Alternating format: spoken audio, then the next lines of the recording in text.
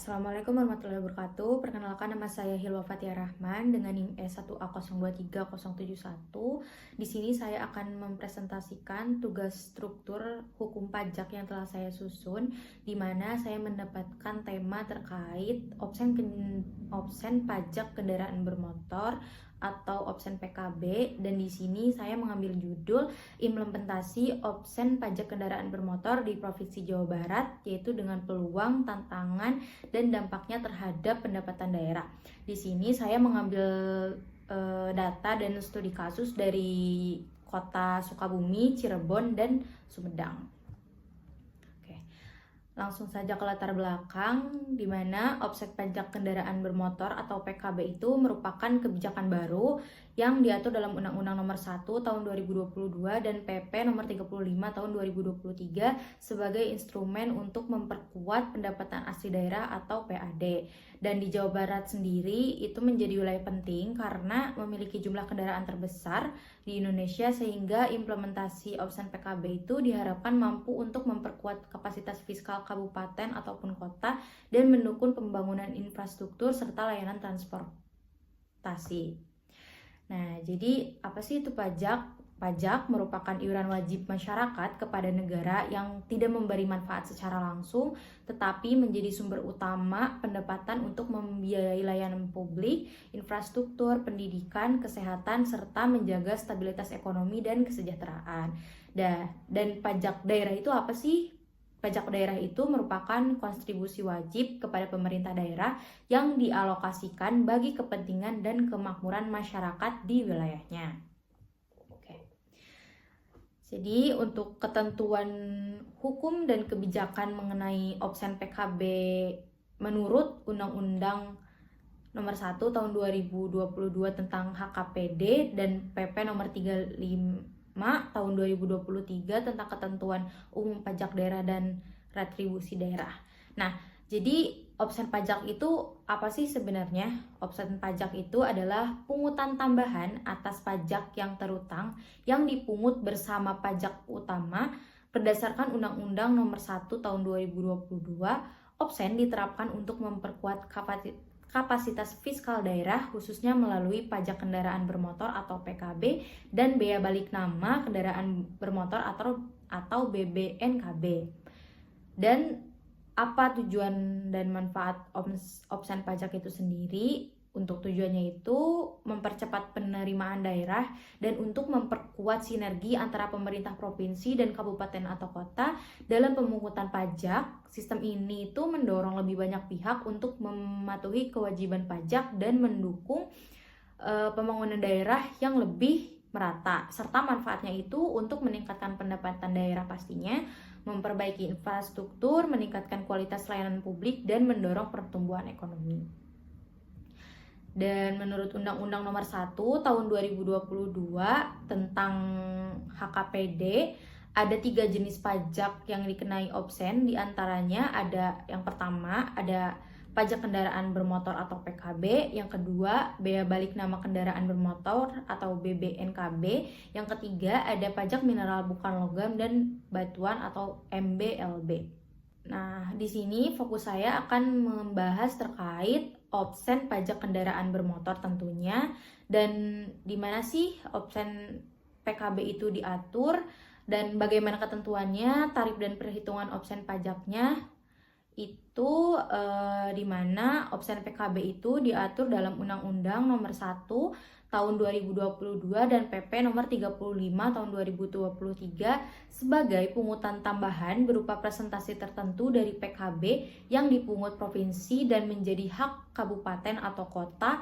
Besarannya tuh ditetapkan sebesar 66% dari pajak terutang. Dihitung untuk jangka waktu 12 bulan sejak kendaraan didaftarkan, dan penetapannya dilakukan oleh gubernur sesuai wilayahnya masing-masing melalui SKPD. Pemungutan opsen ini itu menjadi kewenangan pemerintahan daerah tempat kendaraan terdaftar dengan kewajiban minimal 10% dari penerimaan dialokasikan untuk pembangunan serta pemeliharaan jalan dan pembangunan transportasi umum.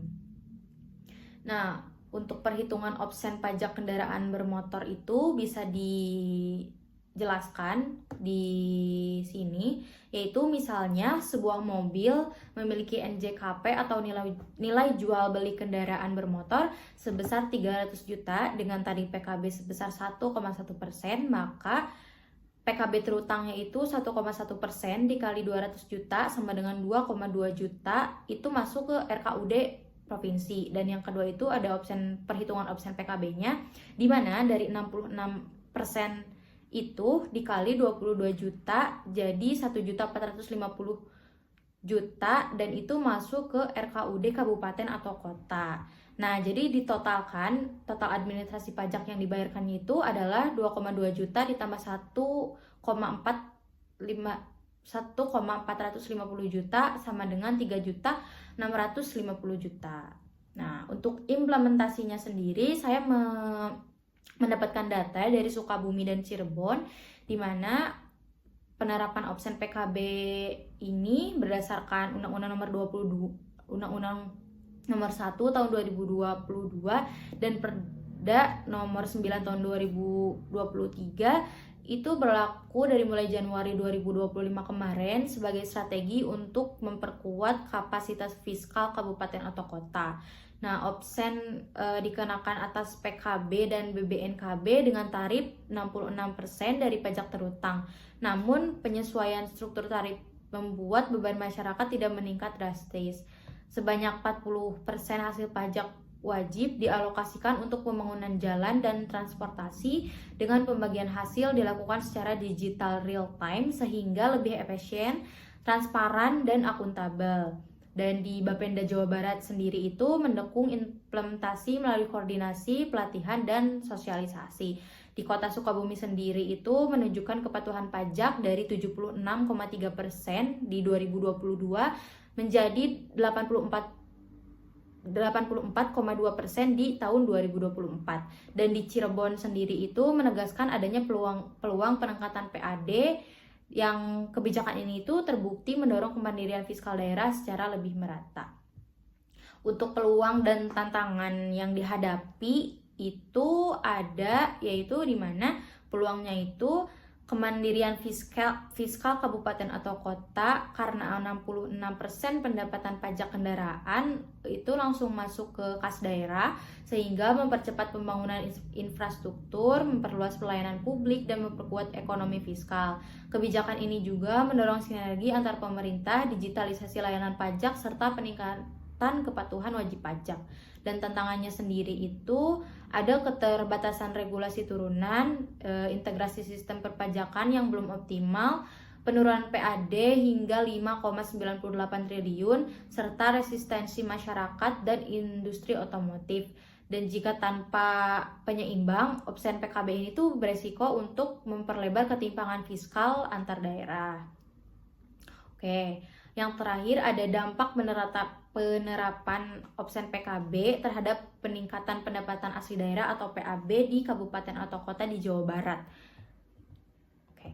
Penerapan opsen PKB dengan alokasi 66% ke kabupaten atau kota terbukti meningkatkan PAD secara signifikan dan mendukung total PAD daerah sekitar 38 triliun, serta memperkuat kapasitas fiskal daerah, serta keseluruhan proyeksi PAD dari opsen PKB 27 kabupaten atau kota di Jawa Barat pada 2025 itu mencapai 107,5 miliar.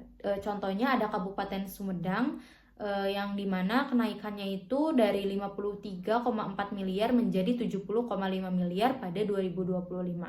Kesimpulannya, implementasi opsen PKB di Jawa Barat itu berdasarkan Undang-Undang Nomor 1 tahun 2022 dan PP Nomor 35 tahun 2023 memberikan alokasi sebesar 66% penerimaan PKB kepada kabupaten atau kota, sehingga memperkuat PAD, meningkatkan kepatuhan pajak, serta mendorong efisiensi melalui sistem digital. Namun kebijakan ini tuh belum sepenuhnya diterapkan, dan ada tantangan yang harus dihadapi, yaitu berupa keterbatasan regulasi, integrasi sistem yang belum optimal, resistensi masyarakat, resiko penurunan PAD provinsi, dan potensi ketimpangan fiskal.